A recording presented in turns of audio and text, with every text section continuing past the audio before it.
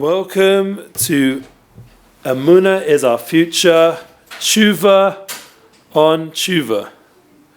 Teshuva on the Teshuva is a huge concept, and this is going to be the basis of our weekly Emuna class. We really welcome you here, and we're excited today to share this because it's so fundamental for where we are sitting right now. We're sitting in Chesed, this wonderful institute from Shalom Arush, someone who's one of the Arush, the heads of Baal Teshuva for our generation. And to be able to be here in this time, in this place, historically, with everything, with all the current events going down, it's a pretty pumping news cycle already from the beginning of 2020. And the news is that in order to really get everything to a good, healthy place, we're going to have to do Teshuva on the Teshuva. That is the news, the big news, the biggest news there is. Personally, I explained in the first class on this series of Emuna is our future. The concept is guidance for Baal Teshuva, and my tongue-in-cheek is, and it's based on Tzadikim, is that everybody needs to be Baal Teshuva. That means everybody, everyone in the whole world, not just the Jewish people, everybody needs to on some level do Teshuva. Excuse me, nobody is perfect. Nobody is, I was just hearing from Brene Brown again, from Lewis Howes, one of the people I listen to podcast-wise, and they're talking about vulnerability, being real, facing your imperfections. And that's something which is a Jewish concept in all our Musa Svarim, Chassidish Svarim, and all the different Torahs, and especially now in the time we're going into, with Shabbat Chazak, Pashas V'yechi, Yaakov is Lebedik. The person here recording asked me if I could bring the class into a bit more of a concise form. So we're going to do our best. I'm not feeling 100% well. I mentioned that last week. We should all pray for a healthy winter. Thank God it's raining, which in Eretz Yisrael means Shefa, and Bracha means lots of divine abundance is coming into the world. But what does it mean when Rebbe Nachman says Teshuva on the Teshuva in the Likutei Moharan and his holy sefer? What does it mean? So for me, like I said already in the previous class, we spoke about being about Teshuva and the journey that I personally had, and we can go into a bit more. And there's also, thank God, like Rav Shalom Arush and his God and Emuna series. What does it mean to do Teshuva on the Teshuva? This is something which is so fundamental to our generation, because thank God there is an awe of Teshuva, there is an awakening. Like we're in messianic times, the Mashiach, the Messiah, is not here. But maybe he is physically, maybe there's some sort of awakening going on, but in terms of his revelation, we don't see it right now. But we are in messianic biblical times. Like this talks about every single prophecy, everything's happening. I'm not that kind of speaker to start explaining how current events are like this and like that. That's not my job. Excuse me. What I will focus on is this realness, this wholesomeness, this organic journey that all of us can do in a real, positive, happy, yes, with simcha, with joy. As Rav Shalom Arush says, one of the biggest keys to Teshuva is simcha. Simcha we spoke about last week also. Anyone can go back. And we go into this time of Shovavim, with the brachas of Yaakov, our father, before we go into this special time of Shmos, of being what's called in Egypt. And we go back into that time and we're able to establish a tremendous connection to what does it mean to be part of this journey in history, this 6,000 years. And this is a very important concept that I'm trying to live with on a daily level, that we are in the Ikvus de Mashiach. We are in the time just before the Messiah comes, and it's called Erev Shabbos. So there's a special power of Teshuva in the world before Shabbos every week, and before the ultimate Yom Shekula Shabbos. There's a special light and awe. Just like we talk about in our holy Svarim and our holy texts, this ability to purify ourselves through mikveh, through toveling. That was the Eitzah from the Baal Shem Tov that became so mishpashet. Everyone, thank God nowadays, you can go anywhere in the world, thanks to Chabad and other organizations, even Satmar, they set up mikvehs everywhere. So a person can physically purify themselves on a spiritual level, and something personally which has been a big part of my journey. But then there's this, yes, very important to be happy, someone just wrote. And then there's this concept, not just of that's on our live feed, yeah?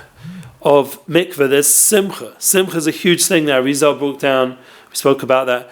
And then there's tshuva. Tshuva is something which was relevant in the times of Adam and Rishon. From the first man, he did tshuva on that first Erev Shabbos, that first day before Shabbat, where there was the first creation of man, and there was the challenge of the snake, and all the different accusers and struggles of finding his path of tshuva and return. And he wrote the famous song that we say in Psalms, in Tehillim 92, of Mizmor Shir Liyom HaShabbos.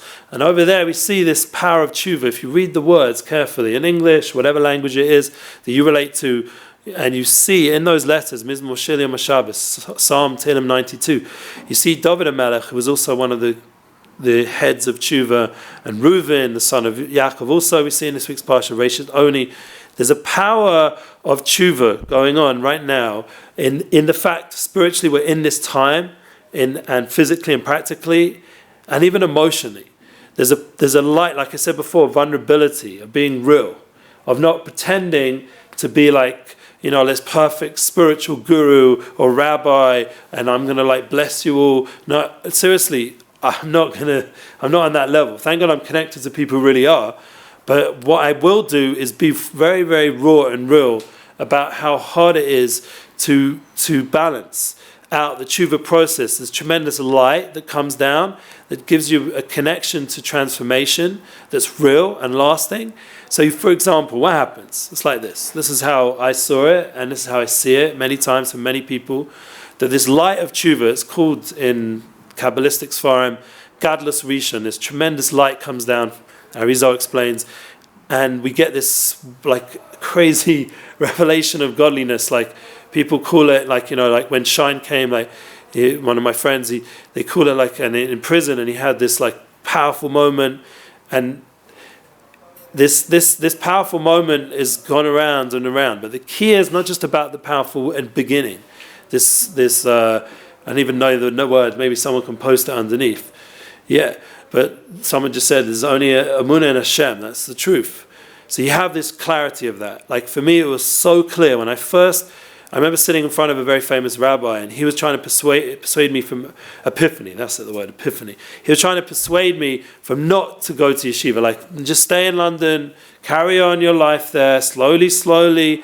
But I was at a point, I was flying at a whole different level. I was looking at this guy, and I was seeing Hashem. I was seeing spirituality talking to me. The world was opening up, all its opportunities. I felt like the Mashiach, the Gula was coming, and I was sitting in London working in a warehouse at that time for my father's company, and it was just unbelievable to think I could go from that place, and suddenly I'm going to go back to Eretz Yisrael, to Jerusalem, and I'm going to experience this light of revelation. That was the vision I was having. It was so profound and clear. It was just before the year 2000. We're already now 20 years later, 2020, and everyone was talking about the world awakening, the change that's about to take place, and already globalization with the internet, and everyone was very excited, what's going to be. And it was so obvious to me personally, God was communicating to me and taking me on this journey, and everything that I was thinking and feeling was being revealed more and more through the learning I was doing. So the Torah was alive, just like Yaakov was alive when this week's Parsha is giving life to the Jewish people. This is the kind of Judaism I was wow. But then what happens? You come, you do tshuva, you slowly transform yourself. Externally is very easy to come by, do a lot of external changes, but then there's all your paraphernalia, Moshe Weinberger was saying in his class recently, you get the Breslev kit, or whatever it is, whatever group you join. I was in mainstream yeshiva like Osamech, but you join this yeshiva and you get the kit, the hat and the this and all the different books, and suddenly, you're doing all the movements. It's all very external, but the point is, once these revelations happen, you have what's called a katnas. It's a katnas sheni, where you're no longer in such a revelation. You're not the katnas rishon. You now have experienced what it's like to be connected to Hashem, but now you're having a katnas sheni where you don't feel so connected. Suddenly you look around and it feels like, wait a minute, have I just joined this cult? All these guys shaking around and these women, and they're so dressed up, and I don't know, you start freaking out a little bit. Or like me, you get married, and Baruch Hashem, and you conform and you do everything right, and you would do what's called precious. You separate from the world, had no internet and no connection to anything, and you're just pure. You throw out all your non-Jewish music and purify your heart just for the Eibishter, for his Tzaddikim, for the light of Hashem. And then suddenly you realize what is most common, and it's very common, and it's a very common reality now, talked about in the work world and all different places, the idea of burnout. You burn out, God forbid. A person can burn out, and that initial inspiration doesn't feel so close. It's a memory somewhere in your mind. Like me personally, I have on my screensaver, on my WhatsApp, on my phone, is like that memory when I first walked into the old city, my backpack, and my earrings, and my muscle showing, and the whole thing, and the vibe, and the big couple, and I was like, wow, the beginning, of Judaism, walking in the old city, and everything was talking to me, and I was singing Bob Marley, and Mashiach's coming, and I had that image just to remind me of that moment, which I do think is a good idea, just to have a few reminders of those initial moments.